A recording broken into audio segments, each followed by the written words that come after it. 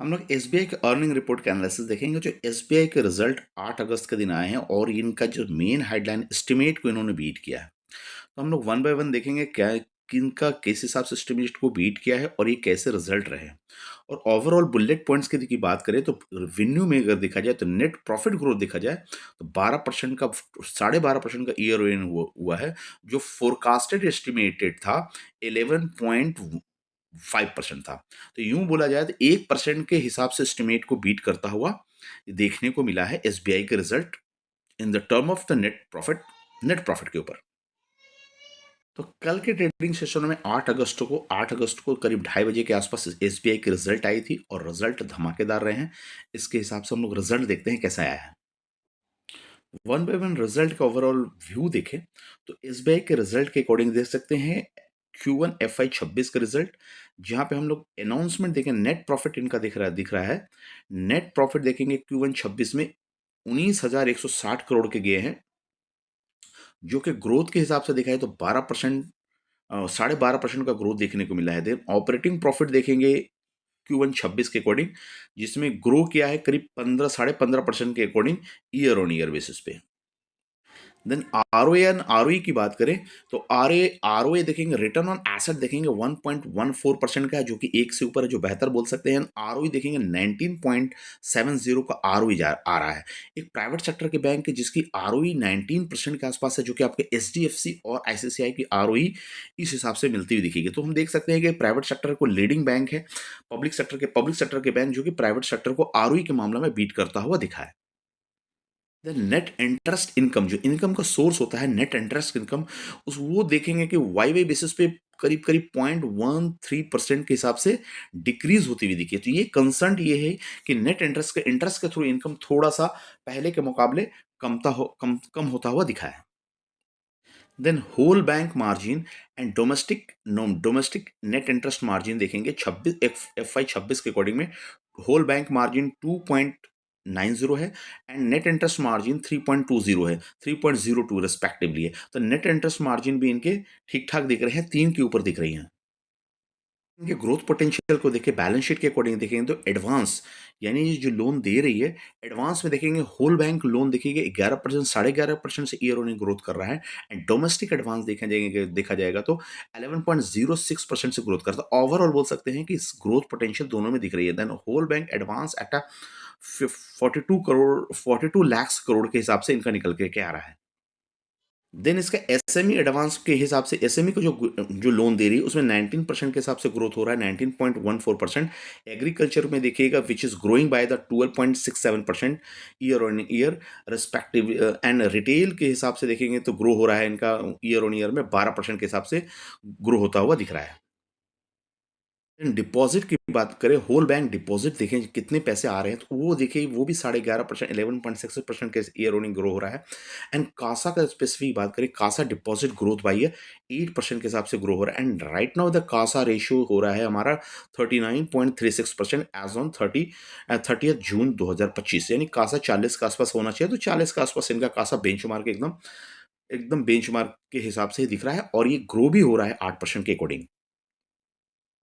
बाद हम लोग एसेट क्वालिटी देखते हैं कि एसेट की क्वालिटी कितनी है। तो ग्रॉस एनपीए देखेंगे तो 1.86% है, जो कि इम्प्रूव हुआ 38 बेसिस पॉइंट के अकॉर्डिंग। नेट एनपीए देखेंगे तो हमारा नेट एनपीए देखेंगे 0.07 इम्प्रूव हुआ, 7% है, जो कि इम्प्रूव हुआ है 10 बेसिस पॉइंट के अकॉर्डिंग।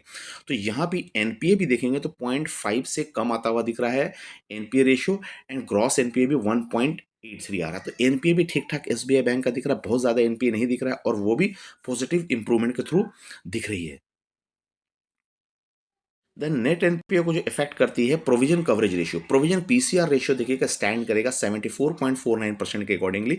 तो पीसीआर इनके अच्छे दिख रहे हैं और इस हिसाब से स्लिपेज रेशियो भी देखेंगे तो अगर स्लिपेज दिन अगर प्रोविजन कवरेज रेशियो को जो बैकअप करता है स्लिपेज रेशियो को देखेंगे तो 0.75% आ रहा है, जो कि 2% से कम है। हम बोल सकते हैं स्लिपेज भी कम दिख रहा है प्रोविजनिंग का। तो बैंक जिस हिसाब से लोन देती है उसके क्रेडिट कॉस्ट देखेंगे तो क्रेडिट कॉस्ट हमारा कम आना चाहिए। तो क्रेडिट कॉस्ट FY 26 के अकॉर्डिंग देखेंगे स्टैंड कर रहा है 47%। एंड क्रेडिट कॉस्ट भी एसबीआई की ठीक-ठाक दिख रही है, इस हिसाब से देख सकते हैं। एंड कैपिटल एडुकेसी रेशियो हमारा 14% के आसपास है, चूँकि बैंकिंग प्राइवेट सेक्टर का 11% से ऊपर होना चाहिए, पब्लिक सेक्टर का 9% से ऊपर होना चाहिए आरबीआई की गाइडलाइन के अनुसार। तो यहाँ पे 14% से आपका सीएआर दिख रहा है। तो एक बोल सकते हैं कि ये आपका हेल्दी मैनेजमेंट और एसेट इनके पास में सफिशिएंट है एडुकेसी रेशियो। देन हम लोग ग्रोथ टेबल के ऊपर बात करें तो ग्रोथ टेबल जुलाई 24 और जून 25 का ईयर और ईयर के हिसाब से देखेंगे तो रेवेन्यू में किसी हिसाब से ग्रोथ आ रहा है। रेवेन्यू में पॉजिटिव ग्रोथ के हिसाब से देखें तो 8% का और 10% का बोल सकते हैं ग्रोथ आ रहा है। ऑपरेटिंग प्रॉफिट 11% से बढ़ रही है, नेट प्रॉफिट 9.7% से बढ़ रही है, एंड ईपीएस आपका 9.7% से बढ़ रहा है। तो यूं बोला जाए तो वाई वाई बेसिस पे इनका growth table Y Y basis पे अच्छा 10% से ऊपर का ग्रोथ देखने को मिल रहा है। और एनपीए चूंकि कम हो रही है, प्रोविजनिंग भी कम हो रहा है, स्लिपेज रेशियो भी कम है, और क्रेडिट कॉस्ट भी कम आ रहा है। इसके कारण आपका नेट एनपीए, नेट प्रॉफिट आपका अप्रोक्सीमेट सस्टेन करता हुआ दिख रहा है 9 से 10% के आसपास। देन क्वार्टर टू क्वार्टर की बात करें तो सेल्स देखिएगा क्वार्टर टू क्वार्टर 7% से गिरा है, लेकिन इसके बावजूद भी ऑपरेटिंग प्रॉफिट 0.4% से पॉजिटिव है, नेट प्रॉफिट आपका 8% से पॉजिटिव है, ईपीएस 8% से पॉजिटिव है। तो यूं कहें कि क्वार्टर टू क्वार्टर गिरने के बावजूद भी इन्होंने इंप्रूवमेंट किया है अपने एसेट क्वालिटी को, जिसके कारण नेट प्रॉफिट और ईपीएस बढ़ता हुआ दिख रहा है। तो उस हिसाब से ये स्टॉक तो ओवरऑल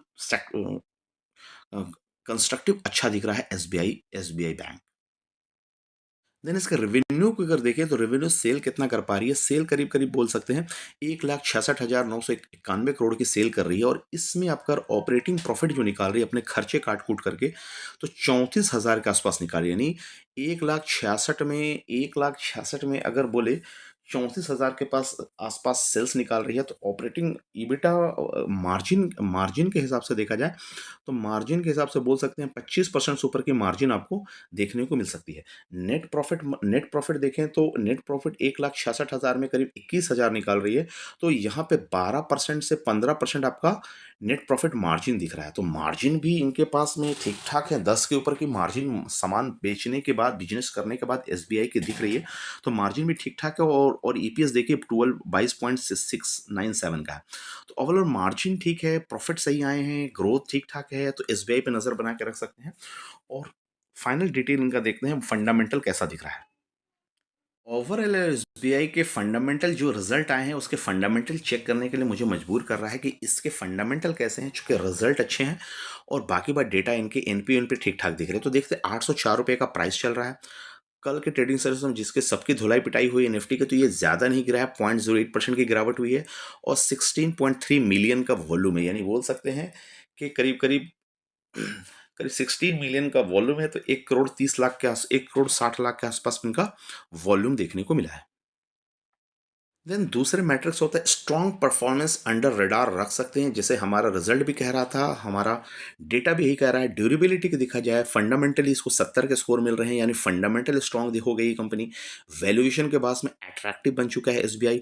एंड मोमेंटम तो आपको आने वाला है। मोमेंटम में भी ये दोनों के बाद ये मोमेंटम 50 के आसपास है, तो 50 से जैसे ऊपर आएगा मोमेंटम भी हरी झंडी पे हो जाएगी।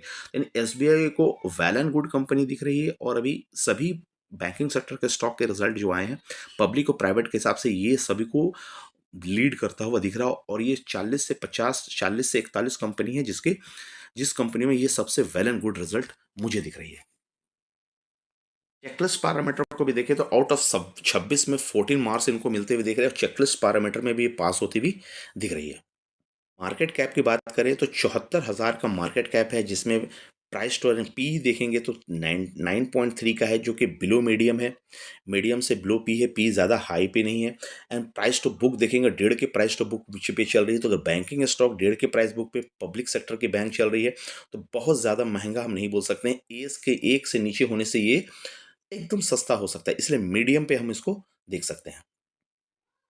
देन डिविडेंड यील्ड की बात करें तो डिविडेंड भी 2% का डिविडेंड दे रही है, तो कुछ नहीं तो आपको डिविडेंड भी अच्छा मिल जाएगा। पी के हिसाब से ग्रोथ देखें तो पीजी देखेंगे तो 0.6 का आ रहा है, तो पीजी भी ठीक ठाक आ रहा है। ऑपरेटिंग रेवेन्यू देखेंगे तो ऑपरेटिंग रेवेन्यू टीटीएम में करीब करीब 50,000 का ऑपरेटिंग 4,98,000 का ऑपरेटिंग रेवेन्यू टीटीएम है, तो रेवेन्यू भी 9.3% के हिसाब से ग्रोथ होता हुआ दिख रहा है।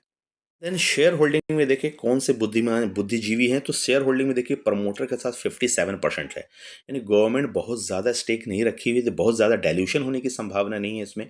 म्यूचुअल फंड 13% में इसमें भरोसा जता रहे हैं, एंड इंस्टीट्यूशन अदर इंस्टीट्यूशन 12% में भरोसा से जता रही है। एफ 9% पे बने हुए हैं और पब्लिक 7%, 7.5% बनी हुई।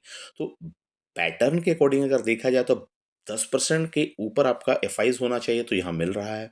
म्यूचुअल फंड भी भरोसा होना चाहिए, तो म्यूचुअल फंड भी 10% के ऊपर मुझे मिल रहा है।